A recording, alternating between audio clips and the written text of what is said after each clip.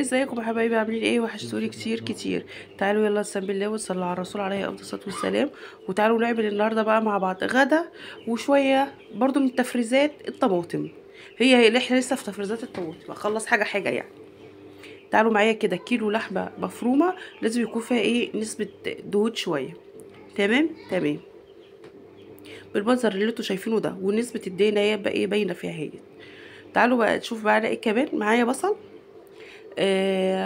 يعني زيادة عن النص كيلو بصل. تمام. ومعايا فلفل. الفلفل ده اختياري، حراق او روبي على حسب ما انتوا بتحبي ايه، الحاجة سبايسي او لا. ومعايا التكة دي بتاعتنا.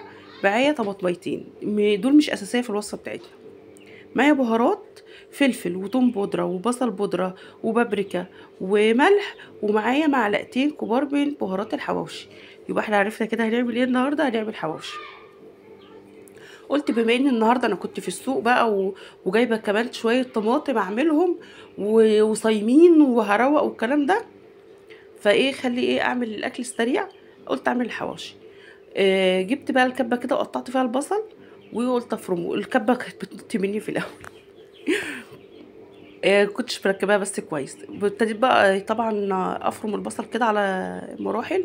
ما بصفيش البصل انا، بحطه زي ما هو. اصل احنا يعني بصوا مش اللي هو ايه يعني انا هعبي وهنسوي على طول. بعد ما خلصت كميه البصل اللي معايا، فرمت الفلفل وهنزل بيه ايه عليه على اللحمه. وهرجع اقول لكم الفلفل ده اختياري، لو ما بتحبيش الحامي حطي رومي بس. احنا بما ان بنحب الاكل حراق، فانا حاطه ايه، حاطه حراق. وفي الطماطميتين في الاخر، والطماطميتين دول مش اساسي في الوصفه بس بيخلوا طعمها تحفه. واعذروني بقى وانا بتكلم كده، لان ايه انا واخده برد تاني وتعبانه وزي الفل. انا عايزه اقول لكم مش انا اللي كملت الفيديو معاكم، يعني انا كملت لحد ايه ما عبيت العيش في اللحمه بس. بصوا هنا كده فضيته. انا قمت جايه نقلهم في طبق واسع عشان اعرف ايه اقلب الحاجه.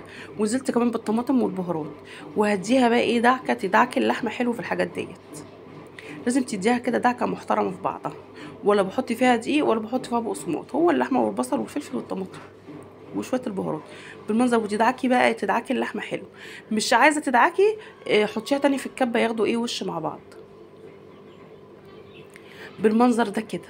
هبتدي بقى هنا اجيب العيش مفتحاه، وهبتدي اعملها كور كده، واقوم جايه في قلب الرغيف وحاطه فرده اللحمه في قلب الرغيف كده. اللهم بارك اللهم بارك. الكميه ديت عملت معايا 16 رغيف. احنا كنا منها ما شاء الله، احنا كنا 6 برضو، يعني انا وولادي وجوزي ومامتي ورضوى كده يعني. وبعدين احنا كنا صايمين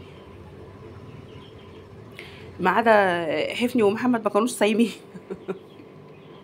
حفني كان في الشغل ومحمد في الامتحانات كده يعني. كده كنت عبيت العيش.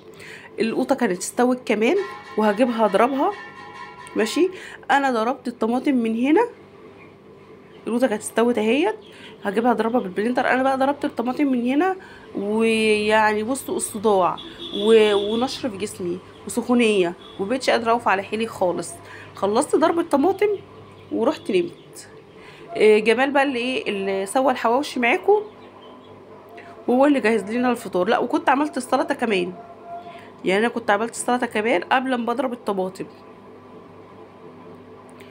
والطماطم بقى انا اقول لكم انا يصحوني المغرب. حتى احنا فطرنا بعد اذان المغرب على ما اخلص. هو تقريبا كده كان يعني سوى، وكان لسه يصور، يعني كان سوى كذا رغيف وما كانش يصور معاكم.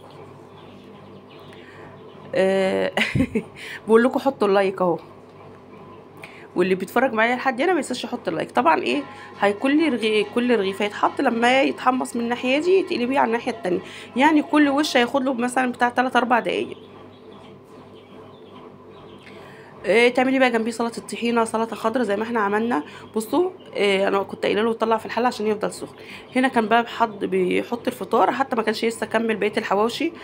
وكان لسه يحط الاطباق يعني، وبيصب لنا العصير والكلام ده. هما فطروني يعني صحوني، فطرت ورجعت نمت تاني، وما صحيتش غير تاني يوم الصبح. يعني انا حتى الصلصه ما كملتهاش غير يعني بقيه الفيديو ده مكملاه الصبح. وطبعا انتوا سامعين صوتي عامل ازاي، حسب حاجه واقفه في زوري بمناخيري. فاللي يوصل معايا لحد هنا ما ينساش اللايك والشير يا جماعه، اللايك والشير. ولأول مره يشوفنا ما ينساش يفعل زر الكل ويشترك في القناه. بصوا هنا الصلصه كانت بقى طبعا بايته ومتلجه خالص، فنقلتها بقى في المصفى عشان اصفيها زي ما انتم شايفين كده. وهبتدي بقى ان انا اصفيها زي ما انا قلت لكم عشان التفل والبذر، وهوريكم برضو كميه يعني هطلع اوريكم البذر والتفل اللي انا بطلعه بيندهن. انا اوريكم اول كميه بس، والمره دي كنت معبياها في اكياس اكبر. مش على قد الطبخات اكياس صغيره، لا عملتها في اكياس اكبر. يعني ايه الاكياس دي؟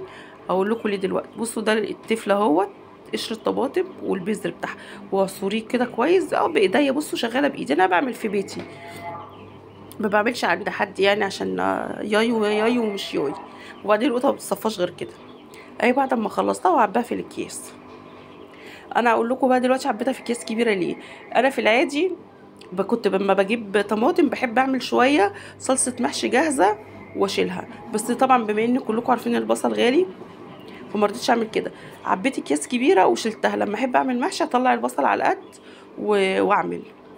ساعات بيبقى مثلا عندي ناس وعايزه كميه صلصه اكبر، بدل ما اطلع كيسين 3 بقوم جايه واخده كيس من الكبار. فانا دايما في الصلصه اللي بعملها بعمل كذا كيس كبير. وكده اكون خلصت معاكم يومي النهارده من غدا وتفريز شويه طماطم. ولسه على فكره في بقيه الطماطم انا لسه هقوم اغسلها واولع عليها تاني، عشان يبقى كده نهيت الطماطم خالص. وابتدي بقى ايه في اللي بعديه. وبرده احب اقول لكم وانا بعمل الطماطم انا مش بحب تفصيص البسله. فانا في كل مره بجيب بقوم جاي وانا في السوق يعني، اقوم جايبه كيلو او 2 كيلو بالكتير اعملهم واشيلهم في الفريزر. فاللي يوصل معايا لحد هنا ما ينساش اللايك والشير، واشوفكم في فيديو جديد. مع السلامه.